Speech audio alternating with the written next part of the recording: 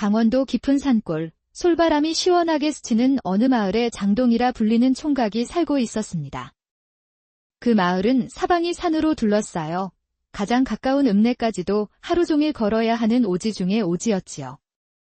장동이는 키가 장대같이 크고 어깨는 문짝만큼 넓었으며 손바닥은 소뚜껑만 하고 발은 나룻배만 했습니다. 하지만 그 큰 몸집과 달리 말과 행동이 어수룩하여 마을 사람들은 그를 반쯤 바보 취급하곤 했습니다. 아이고, 저 장동이 또 헛소리 하네. 그런 멍청이가 어디 있어? 25이 넘도록 장가도 못 가고. 하지만 장동이에게도 자랑할 만한 것이 하나 있었으니 바로 나무베는 솜씨였습니다. 도끼 한 번 휘두르면 굵은 소나무도 단숨에 쓰러뜨렸고 지게에 나무를 산더미처럼 지고 내려오는 모습은 산신령 같았지요. 일은 참 잘하는데 왜 하필 머리가 그 모양일까? 하늘이 한 가지는 빼먹고 만드셨나 봐. 그래도 장동이는 불평하지 않고 매일 새벽 산으로 가 나무를 하고 해질녘 돌아와 어머니가 차려주신 저녁을 먹었습니다. 하지만 그의 마음 한구석에는 늘 외로움이 자리하고 있었습니다. 또래 총각들은 모두 장가를 가 행복하게 사는데 자신만 홀로 남겨진 것 같았거든요. 어느 날 저녁, 장동이는 마당에서 모닥불을 피우고 앉아 깊은 한숨을 내쉬었습니다. 헌, 나도 사람인데 왜 이리 천대를 받아야 하는가? 하늘이 나를 이렇게 만드신 이유가 뭘까? 그때 옆집 신혼부부의 정겨운 웃음소리가 담장을 넘어왔습니다. 여보, 내일은 뭘 해드릴까요? 그냥 당신이 웃어주시는 것만으로도 충분해요. 그 소리를 듣던 장동이의 가슴은 저려왔습니다. 자신도 그런 행복을 간절히 맛보고 싶었지요. 나도. 언젠가는 나를 좋아해줄 사람이 나타날까? 그런 아들을 보다 못한 아버지가 버럭 소리를 질렀습니다. 이놈아, 남정네가 그렇게 앉아만 있으면 하늘이 아시라도 떨궈줄 줄 아느냐? 가서 뭐라도 해봐야지. 이렇게 주저앉아 있으니 누가 너를 좋게 보겠냐? 아버지는 젊은 시절 한양까지 장사를 다녔던 세상 물정을 아는 분이었습니다. 세상에는 기회라는 게 있단다. 그 기회를 잡으려면 움직여야 해. 집에만 있으면 아무 일도 일어나지 않아. 아버지의 호통에 장동이는 벌떡 일어났습니다. 그는 평소보다 더 깊은 산으로 나무를 하러 가기로 결심했습니다. 그래. 오늘은 아주 큰 나무를 베어야지. 그래야 마음이 시원해질 것 같아. 다음 날 아침, 장동이는 도끼와 톱을 챙겨 들고 평소보다 훨씬 깊은 산속으로 들어갔습니다. 한참을 올라가니 기둥감으로 쓸만한 굵직한 소나무들이 즐비한 울창한 숲이 나타났습니다. 와, 이런 좋은 나무들이 여기 있었구나. 왜 진작 오지 않았을까? 목이 말라 물을 찾던 장동이는 멀지 않은 곳에서 들려오는 맑은 물소리를 따라 걸어갔습니다. 그곳에는 맑은 물이 바위 사이로 흐르고 온갖 들꽃이 피어있는 마치 선경과도 같은 아름다운 계곡이 있었습니다. 이런 곳이 있었다니? 정말 아름답구나. 장동이가 손으로 물을 떠마시고 고개를 들었을 때 그는 깜짝 놀랐습니다. 계곡 옆 큰 바위에 고운 비단옷을 입은 여인 하나가 기절해 누워 있었기 때문입니다. 가까이 다가가 보니 달빛처럼 하얀 얼굴에 까마귀 날개처럼 검고 윤기 나는 머리카락, 냉두알 같은 입술을 가진 그야말로 선녀 같은 모습이었지요. 머리에 꽂힌 금비녀는 햇살에 반짝였고 그녀의 옷차림은 분명 평범한 집안 아가씨가 아니었습니다. 이런 깊은 산 중에 이런 고귀한 분이 왜? 장동이는 조심스럽게 여인의 어깨를 흔들며 그녀를 깨웠습니다. 아씨, 정신 차리시오. 여인이 천천히 눈을 뜨더니 화들짝 놀라며 벌떡 일어나 장동이를 노려보았습니다. 이놈. 감히 누가 날 깨우라 했느냐? 내 주제에 어찌 나와 눈을 마주보느냐? 그녀는 바로 조정대신 윤판서의 무남동녀 윤별 아씨였습니다. 어려서부터 귀하게 자라 성격이 제법 도도했지요. 아씨께서 기절해 계시기에 깨워드린 것뿐이옵니다. 혹시 다치신 곳은 없으신지? 다쳤다고. 이런 무례한 놈을 봤나. 내가 누군지도 모르고 함부로 손을 대다니. 윤별아 씨는 화가 났지만 한편으로는 자신을 걱정하는 장동희의 맑은 눈빛이 낯설게 느껴졌습니다. 아씨께선 어찌 이런 깊은 산 중에 혼자 계신지요? 혹시 길을 잃으셨습니까? 사실 윤별아 씨는 아버지가 강요하는 혼사를 피해 집을 뛰쳐나왔다가 길을 잃고 설상가상으로 산적들에게 쫓기던 중이었습니다. 별아. 이제 내 나이도 20을 넘었으니 혼례를 올려야 한다. 내가 좋은 신랑감을 알아봤으니 만나보거라. 아버지, 저는 사랑 없는 혼례는 올릴 수 없어요. 사랑. 그런 허황된 소리 말고 현실을 보거라. 그런 건 내가 알 바 아니다. 어서 내 갈 길이나 가거라. 아씨께서 여기 혼자 계시면 위험합니다. 이 산에는 맹수도 많고 산적들도 나타난다고 하던데. 그때 장동희의 말이 끝나기도 전에 숲저편에서 거친 남자들의 목소리가 들려왔습니다. 아가씨가 이쪽으로 갔을 거야. 더 찾아봐. 저런 고운 아씨를 팔면 큰돈이 될 텐데. 해가 지기 전에 잡아야 한다고. 윤별아 씨의 얼굴이 하얗게 질렸습니다. 다리에 힘이 풀려 주저앉으려는 순간 장동희가 재빨리 그녀를 부축했습니다. 아씨, 위험합니다. 제가 업어드릴 테니 꽉 잡으시오. 뭐라고? 내가 날 업는다고? 감히 어찌? 지금은 따질 때가 아닙니다. 저들이 금세 여기까지 올 것입니다. 장동희는 윤별아 씨를 등에 업고 바람처럼 달리기 시작했습니다. 험한 산길을 평지처럼 날아가는 것 같았지요. 윤별아 씨는 장동희의 넓고 따뜻한 등에 업혀가며 처음으로 안전하다는 느낌을 받았습니다. 한참을 달려 안전한 곳에 도착한 장동희가 아씨를 내려놓았습니다. 이제 괜찮습니다, 아씨. 여기까지는 못 쫓아올 겁니다. 그대. 이름이 뭡니까? 장동이라고 합니다, 아씨. 장동. 고맙습니다. 하지만 안심한 것도 잠시. 앞길에서 6명의 산적대가 칼과 곤봉을 들고 나타났습니다. 해해. 드디어 찾았군. 이 고운 아가씨를 팔면 얼마나 받을까? 저 산에는 방해가 되니까 죽여버리자. 어차피 힘만 좀 세 보이는 촌놈이잖아. 윤별아 씨는 겁에 질려 장동희의 등 뒤에 숨었습니다. 하지만 장동희는 침착하게 바닥에 떨어진 굵은 통나무 하나를 집어 들었습니다. 아씨는 제 뒤에 계시오. 나오시면 안 됩니다. 너 혹시 미쳤냐? 저들이 몇 명인데 그 통나무로 뭘 하겠다는 거야? 장동희는 통나무를 휘두르며 산적들에게 달려들었습니다. 그는 통나무로 칼을 쳐내고 산적의 배를 들이받자 산적은 비명을 지르며 몇 미터나 날아가 기절해버렸습니다. 뭐야, 이놈이. 저런 힘이 어디서... 으악. 장동희는 통나무를 빙빙 돌려가며 산적들을 차례차례 쓰러뜨렸습니다. 이놈 뭐야? 사람이 아니야. 마지막으로 산적 두목이 칼을 휘두르며 덤벼들었습니다. 이 멍청한 놈. 내가 직접 상대해주마. 히야. 하지만 장동희가 통나무를 크게 휘두르자 두목의 칼이 부러져 버렸고 이어지는 일격에 두목도 나가 떨어졌습니다. 으악. 이런 괴물 같은 힘. 살려줘. 다시는 안 그럴게. 산적들이 모두 도망치자 윤별아 씨는 눈을 동그랗게 뜨고 장동희를 바라보았습니다. 그대. 대체 누구십니까? 어찌 그런 힘을 가지셨습니까? 별것 아닙니다, 아씨. 그냥 나무 베는 일을 하다 보니 힘이 좀 생긴 것뿐이옵니다. 그날 밤 안전한 곳에서 모닥불을 피우고 쉬면서 두 사람은 서로에 대해 알아가기 시작했습니다. 그대는 왜 날 지켜주시는 겁니까? 저는 그대에게 아무것도 해드린 게 없는데. 그냥 아씨가 위험에 처해 계시니까요.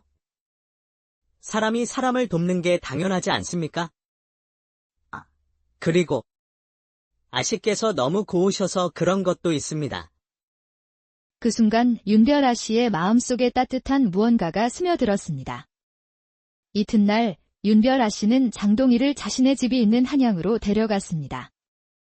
한양 한복판에 자리한 윤판서의 집은 장동희가 본 집 중에 가장 크고 화려했습니다. 어마어마하구먼. 우리 동네 전체보다도 큰 것 같네. 그때 근엄한 얼굴의 윤판서 대감이 나타났습니다. 별아, 어디 갔다 왔느냐? 온 집안이 난리가 났었다. 그런데 이 사람은 누구냐? 아버지, 이분이 저를 구해준 은인입니다. 윤별아 씨는 산적에게 쫓겼던 일과 장동희가 자신을 구해준 일을 자세히 설명했습니다. 그래, 고맙다. 내 딸을 구해준 은혜는 꼭 갚겠다. 무엇을 원하느냐? 돈이냐? 벼슬이냐? 아닙니다. 저는 별다른 보상을 바라지 않습니다. 그냥 아씨가 무사하신 것만으로도 충분합니다. 그때 윤별아 씨가 불쑥 말했습니다. 아버지, 저는 이분과 혼례를 올리고 싶습니다. 뭐라고? 아씨, 그게 무슨 말씀이십니까? 무슨 수로 벼슬도 없는 자에게 내 딸을 준단 말이냐? 절대 안 된다. 아버지도 참 심하시네요. 이분이 얼마나 훌륭한 분인데요. 저를 목숨 걸고 구해주셨잖아요. 훌륭하다고. 고작 나무나 하는 놈이 뭐가 훌륭하다는 거냐? 우리 가문의 격에 맞지 않아. 가문의 격이 뭐 그리 중요해요? 사람의 마음이 더 중요하지 않나요? 두 부녀의 실랑이가 계속되자 장동희가 조심스럽게 입을 열었습니다. 제가 벼슬을 하면 되는 건가요? 그렇습니다. 그대, 무과에 급제하시오. 그러면 저와의 혼례를 허락받을 수 있을 것입니다. 무가라. 무가가 그렇게 쉬운 줄 아느냐? 너 같은 촌놈이 어찌? 아버지, 이분은 분명 해낼 수 있을 것입니다. 저는 믿어요. 좋다. 그렇다면 조건을 걸겠다. 1년 안에 무가에 급제하면 혼례를 허락해주겠다. 하지만 실패하면 다시는 내 딸 앞에 나타나지 마라. 약속하겠습니다. 그렇게 장동희는 윤판서의 집에 머물며 무과 공부를 시작했습니다. 윤별아 씨는 직접 젊은 시절 무과에 장원 급제했던 최무관을 사범으로 불러와 장동희를 가르치게 했습니다. 사범님, 이분을 잘 좀 가르쳐주세요. 꼭 무과에 급제시켜야 해요. 아씨, 걱정 마십시오. 제가 최선을 다해 가르치겠습니다. 자, 이렇게 검을 잡으시고. 아니지. 그렇게 잡으면 안 됩니다. 처음에는 정말 엉망이었습니다. 힘만 앞세워 검을 휘두르는 탓에 최무관이 혼비백산하며 피해 다녀야 했지요. 이렇게요. 힘만 쓰면 되는 게 아니에요. 검법에는 기술이 있다고요. 윤별아 씨가 직접 손을 잡고 가르칠 때마다 장동희는 얼굴이 빨갛게 달아오르며 심장이 두근거렸습니다. 아씨, 이렇게 하시면 제가 뭐가 어때요? 집중하세요. 하지만 장동희는 놀라운 끈기와 성실함으로 매일 밤늦게까지 홀로 연습에 매진했습니다.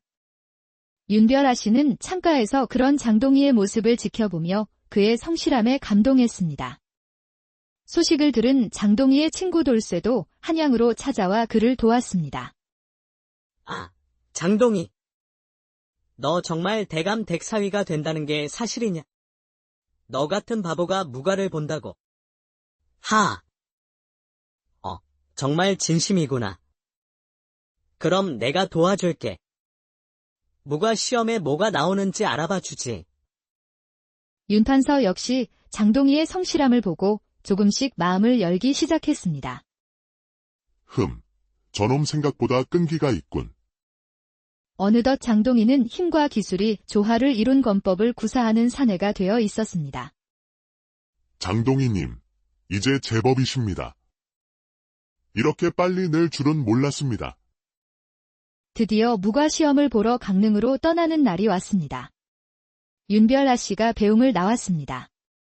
그대 조심히 다녀오시오. 그리고 꼭 급제하시오. 네, 아씨. 걱정 마십시오. 꼭 좋은 소식을 가지고 돌아오겠습니다. 이것 가져가세요. 그녀가 건넨 주머니 안에는 정성스럽게 수놓은 부적이 들어 있었습니다. 고맙습니다, 아씨. 이것만 있으면 무서울 게 없을 것 같습니다. 하지만 강릉으로 가는 길목에서 지난번보다 더 많은 수의 산적대가 다시 나타났습니다.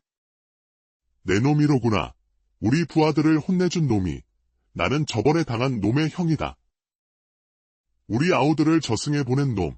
이번엔 내가 죽을 차례다. 이번 두목은 지난번과 차원이 달랐고 산적의 수도 10명이 넘었습니다. 아씨는 제 뒤로 물러나시오. 장동희는 검을 뽑아들고 그동안 갈고 닦은 검법으로 산적들을 상대했지만 수가 너무 많아 점점 밀리기 시작했습니다. 그대. 지금까지 배운 것을 생각해 보시오. 힘만 쓰지 말고 머리를 써서 싸우시오. 아씨의 외침에 장동희는 정신이 번쩍 들었습니다. 그는 마음을 가라앉히고 산적들의 움직임에서 허점을 찾기 시작했습니다. 이제 보인다. 저놈은 왼쪽 공격이 약하고 저놈은 발이 느리고. 장동희는 검을 크게 휘둘러 틈을 만든 뒤 가까운 나뭇가지를 꺾어 들었습니다. 이제 그의 손에는 검과 몽둥이가 함께 들려 있었지요. 그는 검과 나뭇가지를 동시에 휘두르며 산적들을 하나씩 제압해 나갔습니다. 으아.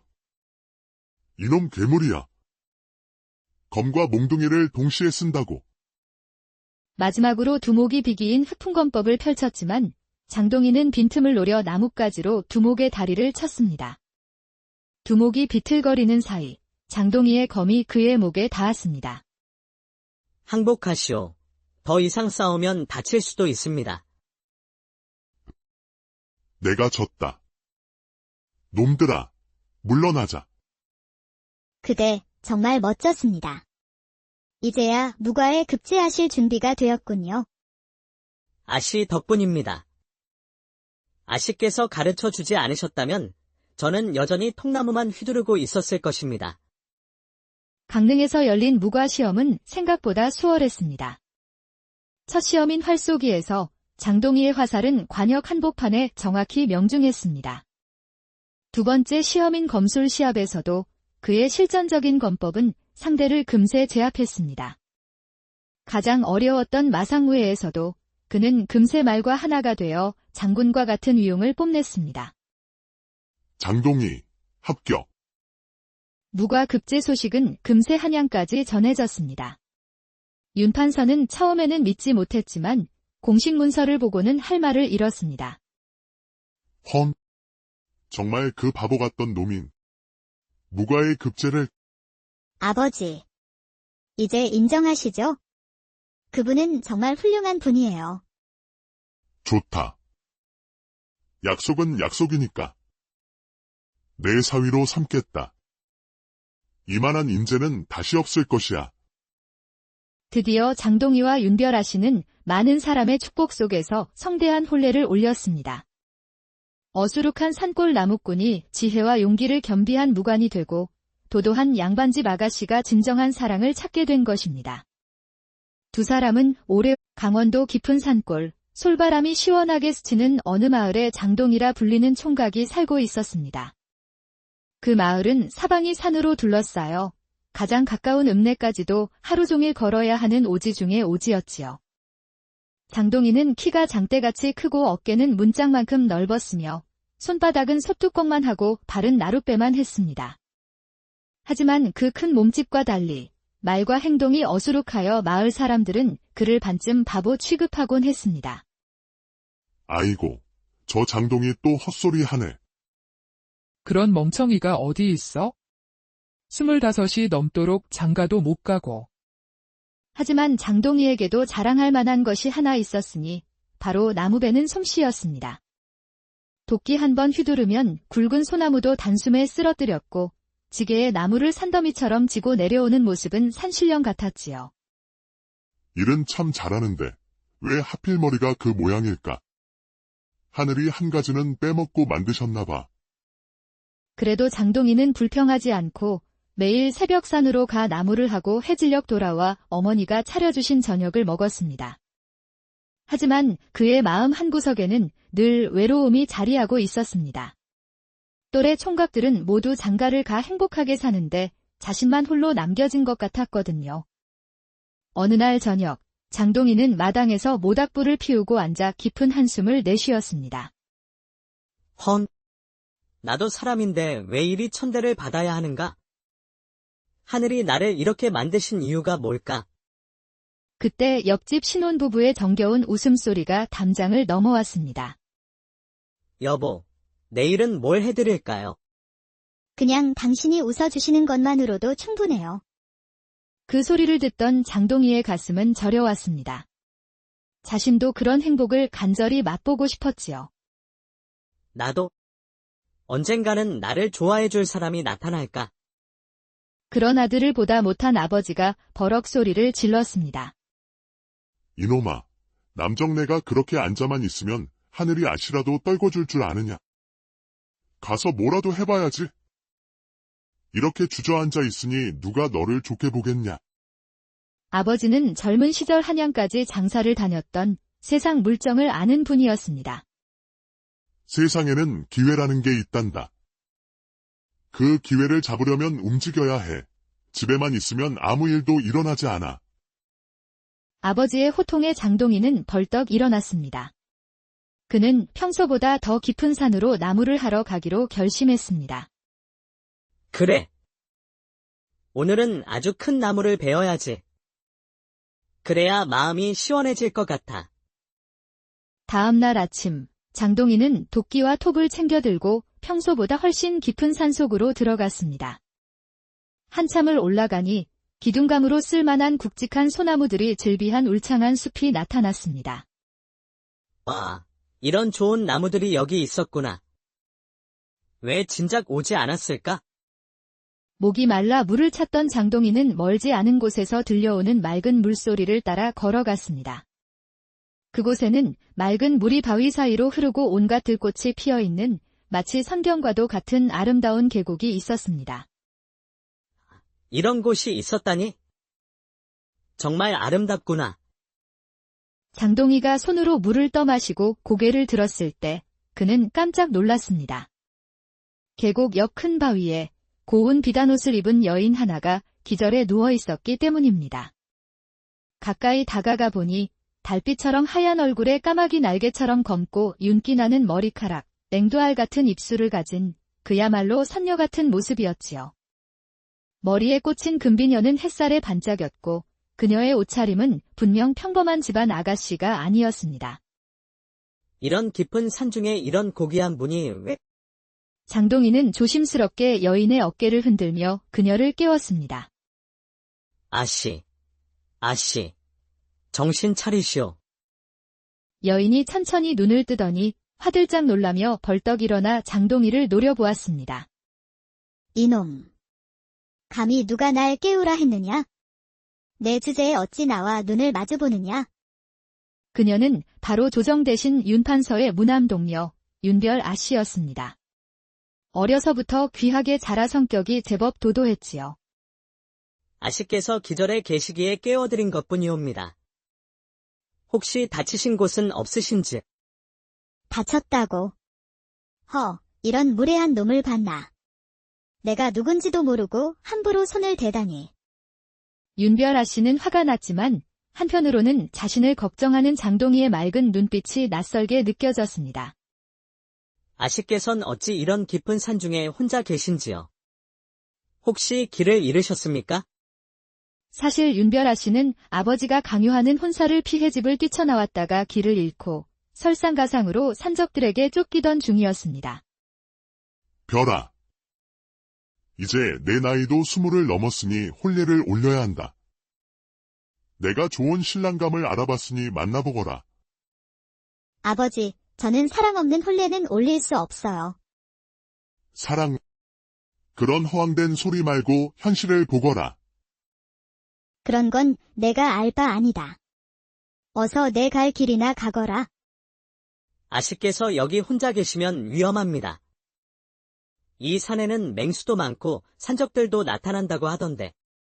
그때 장동희의 말이 끝나기도 전에 숲 저편에서 거친 남자들의 목소리가 들려왔습니다. 아가씨가 이쪽으로 갔을 거야. 더 찾아봐. 저런 고운 아씨를 팔면 큰돈이 될 텐데. 해가 지기 전에 잡아야 한다고. 윤별 아씨의 얼굴이 하얗게 질렸습니다. 다리에 힘이 풀려 주저앉으려는 순간 장동희가 재빨리 그녀를 부축했습니다. 아씨, 위험합니다. 제가 업어드릴 테니 꽉 잡으시오. 뭐라고? 내가 날 업는다고? 감히 어찌? 지금은 따질 때가 아닙니다.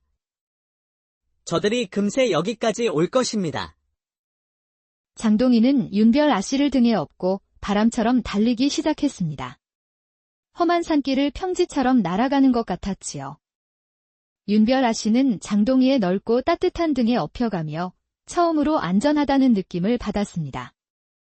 한참을 달려 안전한 곳에 도착한 장동희가 아씨를 내려놓았습니다. 이제 괜찮습니다, 아씨. 여기까지는 못 쫓아올 겁니다. 그대. 이름이 뭡니까? 장동이라고 합니다, 아씨. 장동. 고맙습니다. 하지만 안심한 것도 잠시. 앞길에서 6명의 산적대가 칼과 곤봉을 들고 나타났습니다. 헤헤, 드디어 찾았군. 이 고운 아가씨를 팔면 얼마나 받을까? 저 산에는 방해가 되니까 죽여버리자. 어차피 힘만 좀 세 보이는 촌놈이잖아. 윤별 아씨는 겁에 질려 장동희의 등 뒤에 숨었습니다. 하지만 장동희는 침착하게 바닥에 떨어진 굵은 통나무 하나를 집어 들었습니다. 아씨는 제 뒤에 계시오. 나오시면 안 됩니다. 너 혹시 미쳤냐? 저들이 몇 명인데 그 통나무로 뭘 하겠다는 거야? 장동희는 통나무를 휘두르며 산적들에게 달려들었습니다. 그는 통나무로 칼을 쳐내고 산적의 배를 들이받자 산적은 비명을 지르며 몇 미터나 날아가 기절해버렸습니다. 뭐야, 이놈이. 저런 힘이 어디서... 으악. 장동희는 통나무를 빙빙 돌려가며 산적들을 차례차례 쓰러뜨렸습니다. 이놈 뭐야? 사람이 아니야. 마지막으로 산적 두목이 칼을 휘두르며 덤벼들었습니다. 이 멍청한 놈. 내가 직접 상대해주마. 히야. 하지만 장동희가 통나무를 크게 휘두르자 두목의 칼이 부러져 버렸고 이어지는 일격에 두목도 나가 떨어졌습니다. 으악. 이런 괴물 같은 힘. 살려줘. 다시는 안 그럴게. 산적들이 모두 도망치자 윤별 아씨는 눈을 동그랗게 뜨고 장동희를 바라보았습니다. 그대. 대체 누구십니까? 어찌 그런 힘을 가지셨습니까? 별것 아닙니다, 아씨. 그냥 나무 베는 일을 하다 보니 힘이 좀 생긴 것뿐이옵니다. 그날 밤 안전한 곳에서 모닥불을 피우고 쉬면서 두 사람은 서로에 대해 알아가기 시작했습니다. 그대는 왜 날 지켜주시는 겁니까? 저는 그대에게 아무것도 해드린 게 없는데. 그냥 아씨가 위험에 처해 계시니까요. 사람이 사람을 돕는 게 당연하지 않습니까? 그리고 아씨께서 너무 고우셔서 그런 것도 있습니다. 그 순간 윤별 아씨의 마음속에 따뜻한 무언가가 스며들었습니다. 이튿날 윤별 아씨는 장동희를 자신의 집이 있는 한양으로 데려갔습니다. 한양 한복판에 자리한 윤판서의 집은 장동희가 본 집 중에 가장 크고 화려했습니다. 어마어마하구먼. 우리 동네 전체보다도 큰 것 같네. 그때 근엄한 얼굴의 윤판서 대감이 나타났습니다. 별아, 어디 갔다 왔느냐? 온 집안이 난리가 났었다. 그런데 이 사람은 누구냐? 아버지, 이분이 저를 구해준 은인입니다. 윤별아 씨는 산적에게 쫓겼던 일과 장동희가 자신을 구해준 일을 자세히 설명했습니다. 그래, 고맙다. 내 딸을 구해준 은혜는 꼭 갚겠다. 무엇을 원하느냐? 돈이냐? 벼슬이냐? 아닙니다. 저는 별다른 보상을 바라지 않습니다. 그냥 아씨가 무사하신 것만으로도 충분합니다. 그때 윤별아 씨가 불쑥 말했습니다. 아버지, 저는 이분과 혼례를 올리고 싶습니다. 뭐라고? 아씨, 그게 무슨 말씀이십니까? 무슨 수로 벼슬도 없는 자에게 내 딸을 준단 말이냐? 절대 안 된다. 아버지도 참 심하시네요. 이분이 얼마나 훌륭한 분인데요. 저를 목숨 걸고 구해주셨잖아요. 훌륭하다고. 고작 나무나 하는 놈이 뭐가 훌륭하다는 거냐? 우리 가문의 격에 맞지 않아. 가문의 격이 뭐 그리 중요해요? 사람의 마음이 더 중요하지 않나요? 두 부녀의 실랑이가 계속되자 장동희가 조심스럽게 입을 열었습니다. 제가 벼슬을 하면 되는 건가요? 그렇습니다. 그대, 무과에 급제하시오. 그러면 저와의 혼례를 허락받을 수 있을 것입니다. 무가라. 무가가 그렇게 쉬운 줄 아느냐? 너 같은 촌놈이 어찌? 아버지, 이분은 분명 해낼 수 있을 것입니다. 저는 믿어요. 좋다. 그렇다면 조건을 걸겠다. 1년 안에 무가에 급제하면 혼례를 허락해주겠다. 하지만 실패하면 다시는 내 딸 앞에 나타나지 마라. 약속하겠습니다. 그렇게 장동희는 윤판서의 집에 머물며 무과 공부를 시작했습니다. 윤별아 씨는 직접 젊은 시절 무과에 장원 급제했던 최무관을 사범으로 불러와 장동희를 가르치게 했습니다. 사범님, 이분을 잘 좀 가르쳐주세요. 꼭 무과에 급제시켜야 해요. 아씨, 걱정 마십시오. 제가 최선을 다해 가르치겠습니다. 자, 이렇게 검을 잡으시고. 아니지. 그렇게 잡으면 안 됩니다. 처음에는 정말 엉망이었습니다. 힘만 앞세워 검을 휘두르는 탓에 최무관이 혼비백산하며 피해 다녀야 했지요. 이렇게요. 힘만 쓰면 되는 게 아니에요. 검법에는 기술이 있다고요. 윤별아 씨가 직접 손을 잡고 가르칠 때마다 장동희는 얼굴이 빨갛게 달아오르며 심장이 두근거렸습니다. 아씨, 이렇게 하시면 제가 뭐가 어때요? 집중하세요. 하지만 장동희는 놀라운 끈기와 성실함으로 매일 밤늦게까지 홀로 연습에 매진했습니다. 윤별아 씨는 창가에서 그런 장동희의 모습을 지켜보며 그의 성실함에 감동했습니다. 소식을 들은 장동희의 친구 돌쇠도 한양으로 찾아와 그를 도왔습니다. 장동희. 너 정말 대감 댁사위가 된다는 게 사실이냐? 너 같은 바보가 무과를 본다고. 정말 진심이구나. 그럼 내가 도와줄게. 무과 시험에 뭐가 나오는지 알아봐 주지. 윤판서 역시 장동희의 성실함을 보고 조금씩 마음을 열기 시작했습니다. 저놈 생각보다 끈기가 있군. 어느덧 장동희는 힘과 기술이 조화를 이룬 검법을 구사하는 사내가 되어 있었습니다. 장동희님, 이제 제법이십니다. 이렇게 빨리 낼 줄은 몰랐습니다. 드디어 무과 시험을 보러 강릉으로 떠나는 날이 왔습니다. 윤별아 씨가 배웅을 나왔습니다. 그대, 조심히 다녀오시오. 그리고 꼭 급제하시오. 네, 아씨. 걱정 마십시오. 꼭 좋은 소식을 가지고 돌아오겠습니다. 이것 가져가세요. 그녀가 건넨 주머니 안에는 정성스럽게 수놓은 부적이 들어 있었습니다. 고맙습니다, 아씨. 이것만 있으면 무서울 게 없을 것 같습니다. 하지만 강릉으로 가는 길목에서 지난번보다 더 많은 수의 산적대가 다시 나타났습니다. 내 놈이로구나. 우리 부하들을 혼내준 놈이. 나는 저번에 당한 놈의 형이다. 우리 아우들을 저승에 보낸 놈.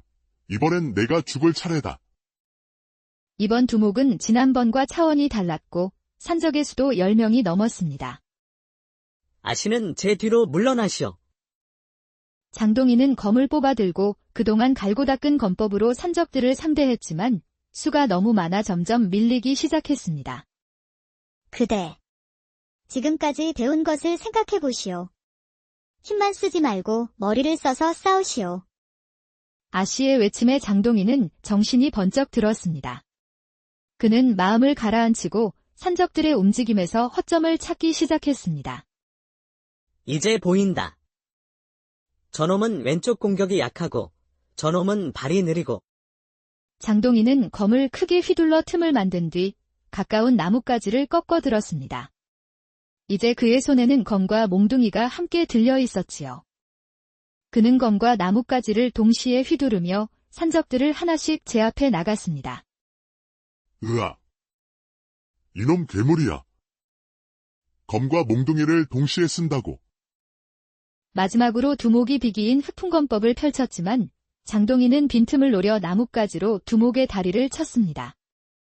두목이 비틀거리는 사이 장동희의 검이 그의 목에 닿았습니다. 항복하시오. 더 이상 싸우면 다칠 수도 있습니다. 내가 졌다. 놈들아, 물러나자. 그대 정말 멋졌습니다. 이제야 무과에 급제하실 준비가 되었군요. 아씨 덕분입니다. 아씨께서 가르쳐 주지 않으셨다면 저는 여전히 통나무만 휘두르고 있었을 것입니다. 강릉에서 열린 무과 시험은 생각보다 수월했습니다. 첫 시험인 활쏘기에서 장동희의 화살은 관역 한복판에 정확히 명중했습니다. 두 번째 시험인 검술 시합에서도 그의 실전적인 검법은 상대를 금세 제압했습니다. 가장 어려웠던 마상무예에서도 그는 금세 말과 하나가 되어 장군과 같은 위용을 뽐냈습니다. 장동희, 합격. 무과 급제 소식은 금세 한양까지 전해졌습니다. 윤판서는 처음에는 믿지 못했지만 공식 문서를 보고는 할 말을 잃었습니다. 헌. 정말 그 바보 같던 놈인. 무과의 급제를. 아버지. 이제 인정하시죠? 그분은 정말 훌륭한 분이에요. 좋다. 약속은 약속이니까. 내 사위로 삼겠다. 이만한 인재는 다시 없을 것이야. 드디어 장동희와 윤별아 씨는 많은 사람의 축복 속에서 성대한 혼례를 올렸습니다. 어수룩한 산골 나무꾼이 지혜와 용기를 겸비한 무관이 되고 도도한 양반집 아가씨가 진정한 사랑을 찾게 된 것입니다. 두 사람은 오래 강원도 깊은 산골, 솔바람이 시원하게 스치는 어느 마을에 장동이라 불리는 총각이 살고 있었습니다. 그 마을은 사방이 산으로 둘러싸여 가장 가까운 읍내까지도 하루 종일 걸어야 하는 오지 중의 오지였지요. 장동희는 키가 장대같이 크고 어깨는 문짝만큼 넓었으며 손바닥은 소뚜껑만 하고 발은 나룻배만 했습니다. 하지만 그 큰 몸집과 달리 말과 행동이 어수룩하여 마을 사람들은 그를 반쯤 바보 취급하곤 했습니다. 아이고, 저 장동희 또 헛소리 하네. 그런 멍청이가 어디 있어? 25이 넘도록 장가도 못 가고. 하지만 장동희에게도 자랑할 만한 것이 하나 있었으니 바로 나무배는 솜씨였습니다. 도끼 한 번 휘두르면 굵은 소나무도 단숨에 쓰러뜨렸고 지게에 나무를 산더미처럼 지고 내려오는 모습은 산신령 같았지요. 일은 참 잘하는데 왜 하필 머리가 그 모양일까? 하늘이 한 가지는 빼먹고 만드셨나 봐. 그래도 장동희는 불평하지 않고 매일 새벽 산으로 가 나무를 하고 해질녘 돌아와 어머니가 차려주신 저녁을 먹었습니다. 하지만 그의 마음 한구석에는 늘 외로움이 자리하고 있었습니다. 또래 총각들은 모두 장가를 가 행복하게 사는데 자신만 홀로 남겨진 것 같았거든요. 어느 날 저녁, 장동희는 마당에서 모닥불을 피우고 앉아 깊은 한숨을 내쉬었습니다. 헌. 나도 사람인데 왜 이리 천대를 받아야 하는가? 하늘이 나를 이렇게 만드신 이유가 뭘까?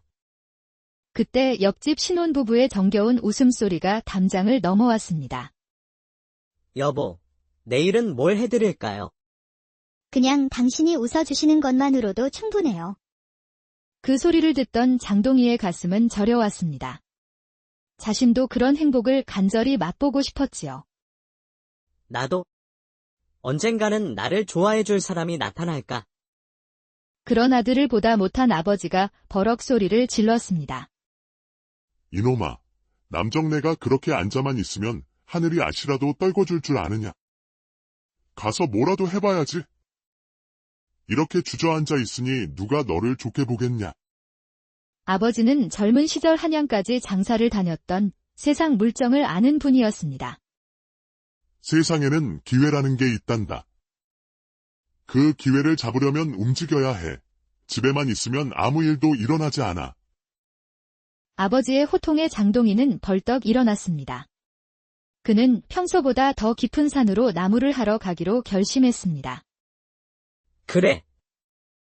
오늘은 아주 큰 나무를 베어야지. 그래야 마음이 시원해질 것 같아. 다음 날 아침, 장동희는 도끼와 톱을 챙겨 들고 평소보다 훨씬 깊은 산속으로 들어갔습니다. 한참을 올라가니 기둥감으로 쓸만한 굵직한 소나무들이 즐비한 울창한 숲이 나타났습니다. 와, 이런 좋은 나무들이 여기 있었구나. 왜 진작 오지 않았을까? 목이 말라 물을 찾던 장동희는 멀지 않은 곳에서 들려오는 맑은 물소리를 따라 걸어갔습니다. 그곳에는 맑은 물이 바위 사이로 흐르고 온갖 들꽃이 피어있는 마치 선경과도 같은 아름다운 계곡이 있었습니다. 이런 곳이 있었다니? 정말 아름답구나. 장동희가 손으로 물을 떠마시고 고개를 들었을 때 그는 깜짝 놀랐습니다. 계곡 옆 큰 바위에 고운 비단옷을 입은 여인 하나가 기절해 누워 있었기 때문입니다. 가까이 다가가 보니 달빛처럼 하얀 얼굴에 까마귀 날개처럼 검고 윤기 나는 머리카락, 냉두알 같은 입술을 가진 그야말로 선녀 같은 모습이었지요. 머리에 꽂힌 금비녀는 햇살에 반짝였고 그녀의 옷차림은 분명 평범한 집안 아가씨가 아니었습니다. 이런 깊은 산중에 이런 고귀한 분이 왜? 장동희는 조심스럽게 여인의 어깨를 흔들며 그녀를 깨웠습니다. 아씨, 정신 차리시오. 여인이 천천히 눈을 뜨더니 화들짝 놀라며 벌떡 일어나 장동희를 노려보았습니다. 이놈. 감히 누가 날 깨우라 했느냐? 내 주제에 어찌 나와 눈을 마주보느냐? 그녀는 바로 조정 대신 윤판서의 무남동녀 윤별 아씨였습니다. 어려서부터 귀하게 자라 성격이 제법 도도했지요. 아씨께서 기절해 계시기에 깨워드린 것뿐이옵니다. 혹시 다치신 곳은 없으신지? 다쳤다고. 이런 무례한 놈을 봤나. 내가 누군지도 모르고 함부로 손을 대다니. 윤별 아씨는 화가 났지만 한편으로는 자신을 걱정하는 장동희의 맑은 눈빛이 낯설게 느껴졌습니다. 아씨께선 어찌 이런 깊은 산중에 혼자 계신지요? 혹시 길을 잃으셨습니까? 사실 윤별 아씨는 아버지가 강요하는 혼사를 피해 집을 뛰쳐나왔다가 길을 잃고 설상가상으로 산적들에게 쫓기던 중이었습니다. 별아. 이제 내 나이도 20을 넘었으니 혼례를 올려야 한다. 내가 좋은 신랑감을 알아봤으니 만나보거라. 아버지, 저는 사랑 없는 혼례는 올릴 수 없어요. 사랑. 그런 허황된 소리 말고 현실을 보거라. 그런 건 내가 알 바 아니다. 어서 내 갈 길이나 가거라. 아씨께서 여기 혼자 계시면 위험합니다. 이 산에는 맹수도 많고 산적들도 나타난다고 하던데. 그때 장동희의 말이 끝나기도 전에 숲저편에서 거친 남자들의 목소리가 들려왔습니다. 아가씨가 이쪽으로 갔을 거야. 더 찾아봐. 저런 고운 아씨를 팔면 큰돈이 될 텐데. 해가 지기 전에 잡아야 한다고. 윤별아 씨의 얼굴이 하얗게 질렸습니다. 다리에 힘이 풀려 주저앉으려는 순간 장동희가 재빨리 그녀를 부축했습니다. 아씨, 위험합니다. 제가 업어드릴 테니 꽉 잡으시오. 뭐라고? 내가 날 업는다고? 감히 어찌? 지금은 따질 때가 아닙니다. 저들이 금세 여기까지 올 것입니다. 장동희는 윤별아 씨를 등에 업고 바람처럼 달리기 시작했습니다. 험한 산길을 평지처럼 날아가는 것 같았지요.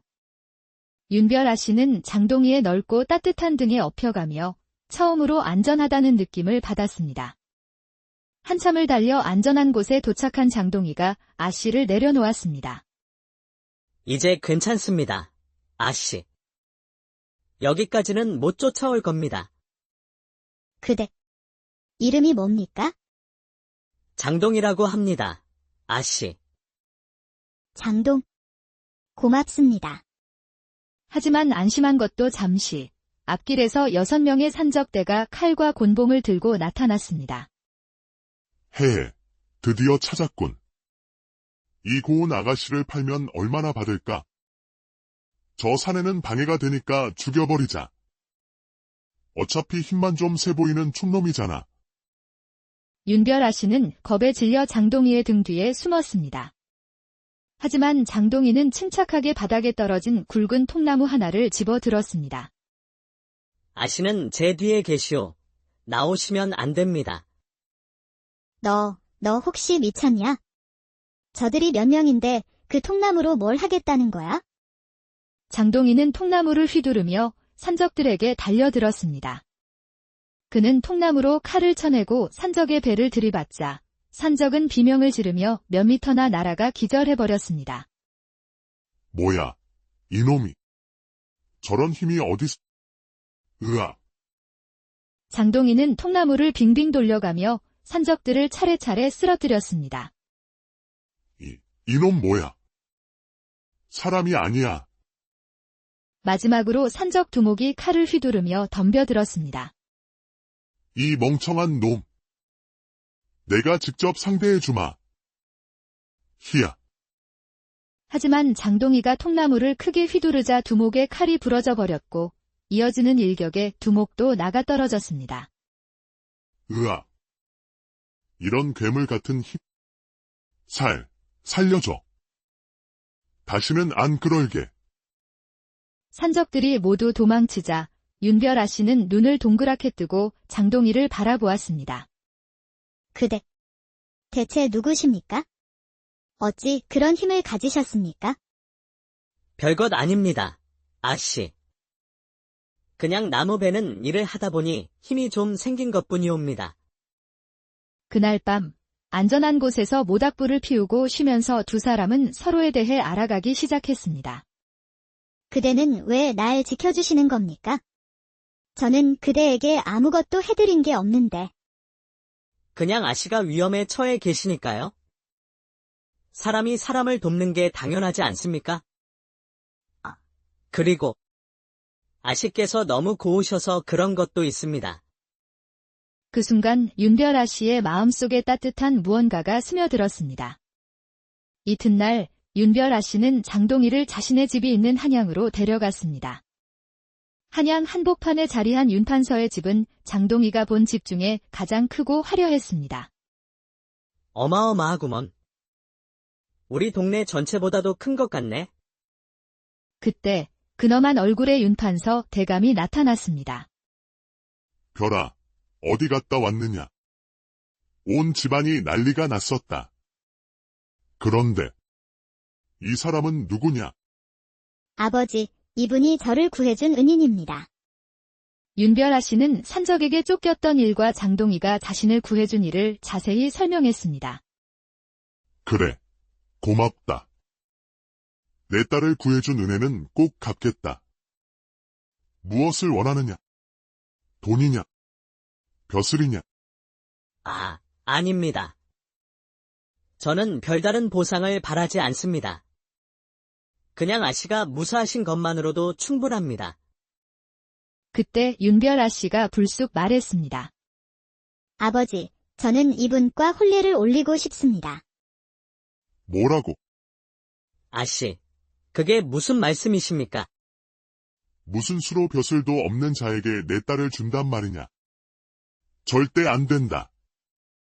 아버지도 참 심하시네요. 이분이 얼마나 훌륭한 분인데요. 저를 목숨 걸고 구해주셨잖아요. 훌륭하다고. 고작 나무나 하는 놈이 뭐가 훌륭하다는 거냐? 우리 가문의 격에 맞지 않아. 가문의 격이 뭐 그리 중요해요? 사람의 마음이 더 중요하지 않나요? 두 부녀의 실랑이가 계속되자 장동희가 조심스럽게 입을 열었습니다.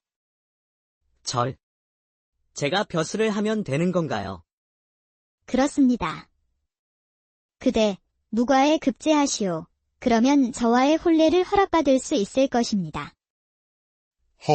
무가라. 무가가 그렇게 쉬운 줄 아느냐? 너 같은 촌놈이 어찌? 아버지, 이분은 분명 해낼 수 있을 것입니다. 저는 믿어요. 좋다. 그렇다면 조건을 걸겠다. 1년 안에 무가에 급제하면 혼례를 허락해주겠다. 하지만 실패하면 다시는 내 딸 앞에 나타나지 마라. 약속하겠습니다. 그렇게 장동희는 윤판서의 집에 머물며 무과 공부를 시작했습니다. 윤별 아씨는 직접 젊은 시절 무과에 장원 급제했던 최무관을 사범으로 불러와 장동희를 가르치게 했습니다. 사범님, 이분을 잘 좀 가르쳐주세요. 꼭 무과에 급제시켜야 해요.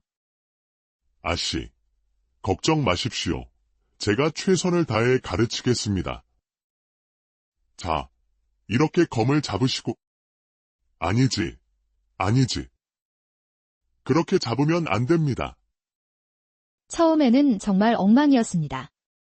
힘만 앞세워 검을 휘두르는 탓에 최무관이 혼비백산하며 피해 다녀야 했지요.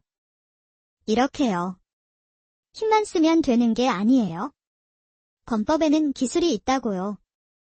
윤별 아씨가 직접 손을 잡고 가르칠 때마다 장동희는 얼굴이 빨갛게 달아오르며 심장이 두근거렸습니다.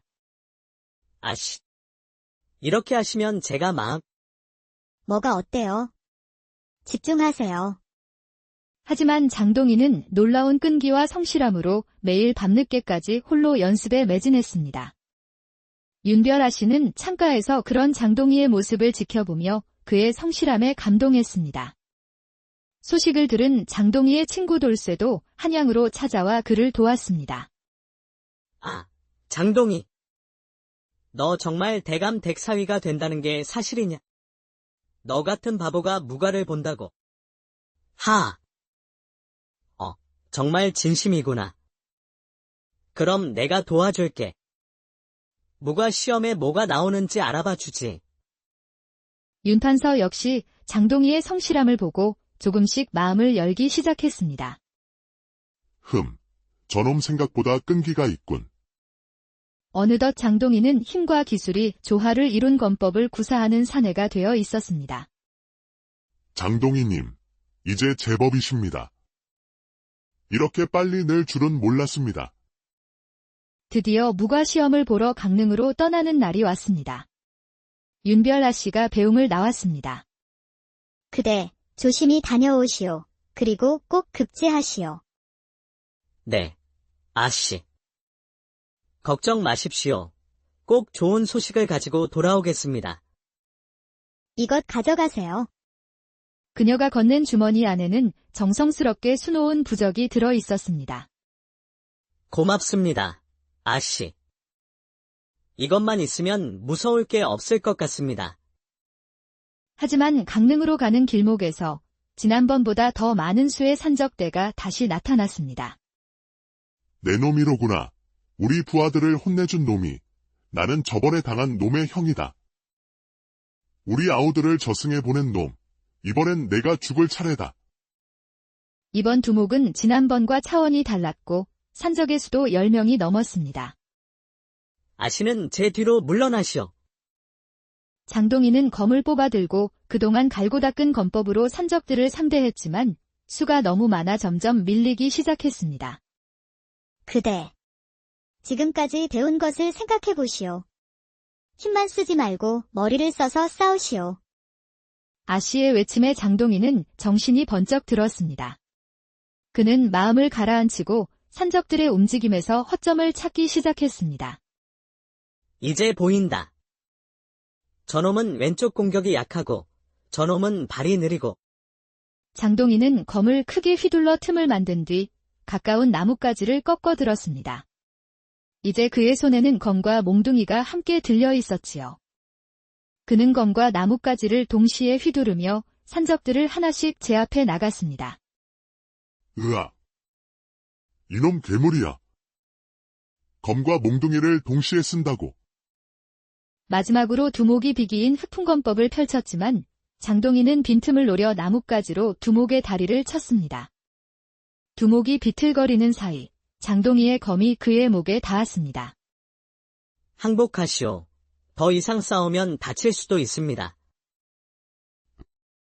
내가 졌다. 놈들아, 물러나자. 그대 정말 멋졌습니다. 이제야 무과에 급제하실 준비가 되었군요. 아씨 덕분입니다. 아씨께서 가르쳐 주지 않으셨다면 저는 여전히 통나무만 휘두르고 있었을 것입니다.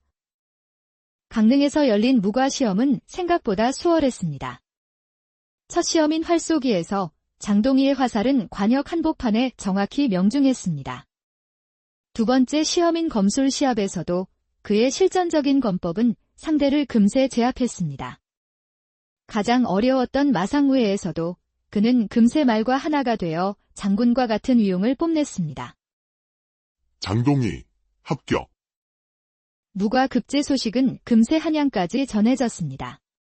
윤판서는 처음에는 믿지 못했지만 공식 문서를 보고는 할 말을 잃었습니다. 헌. 정말 그 바보 같던 놈인. 무과의 급제를. 아버지. 이제 인정하시죠? 그분은 정말 훌륭한 분이에요. 좋다. 약속은 약속이니까. 내 사위로 삼겠다. 이만한 인재는 다시 없을 것이야. 드디어 장동희와 윤별아 씨는 많은 사람의 축복 속에서 성대한 혼례를 올렸습니다. 어수룩한 산골 나무꾼이 지혜와 용기를 겸비한 무관이 되고 도도한 양반집 아가씨가 진정한 사랑을 찾게 된 것입니다. 두 사람은 올해 강원도 깊은 산골, 솔바람이 시원하게 스치는 어느 마을에 장동이라 불리는 총각이 살고 있었습니다. 그 마을은 사방이 산으로 둘러싸여 가장 가까운 읍내까지도 하루 종일 걸어야 하는 오지 중의 오지였지요. 장동희는 키가 장대같이 크고 어깨는 문짝만큼 넓었으며 손바닥은 소뚜껑만 하고 발은 나룻배만 했습니다. 하지만 그 큰 몸집과 달리 말과 행동이 어수룩하여 마을 사람들은 그를 반쯤 바보 취급하곤 했습니다. 아이고, 저 장동희 또 헛소리 하네. 그런 멍청이가 어디 있어? 25이 넘도록 장가도 못 가고. 하지만 장동희에게도 자랑할 만한 것이 하나 있었으니 바로 나무배는 솜씨였습니다. 도끼 한 번 휘두르면 굵은 소나무도 단숨에 쓰러뜨렸고 지게에 나무를 산더미처럼 지고 내려오는 모습은 산신령 같았지요. 일은 참 잘하는데 왜 하필 머리가 그 모양일까? 하늘이 한 가지는 빼먹고 만드셨나 봐. 그래도 장동희는 불평하지 않고 매일 새벽산으로 가 나무를 하고 해질녘 돌아와 어머니가 차려주신 저녁을 먹었습니다. 하지만 그의 마음 한구석에는 늘 외로움이 자리하고 있었습니다. 또래 총각들은 모두 장가를 가 행복하게 사는데 자신만 홀로 남겨진 것 같았거든요. 어느 날 저녁, 장동희는 마당에서 모닥불을 피우고 앉아 깊은 한숨을 내쉬었습니다. 헌. 나도 사람인데 왜 이리 천대를 받아야 하는가? 하늘이 나를 이렇게 만드신 이유가 뭘까? 그때 옆집 신혼부부의 정겨운 웃음소리가 담장을 넘어왔습니다. 여보, 내일은 뭘 해드릴까요? 그냥 당신이 웃어주시는 것만으로도 충분해요. 그 소리를 듣던 장동희의 가슴은 저려왔습니다. 자신도 그런 행복을 간절히 맛보고 싶었지요. 나도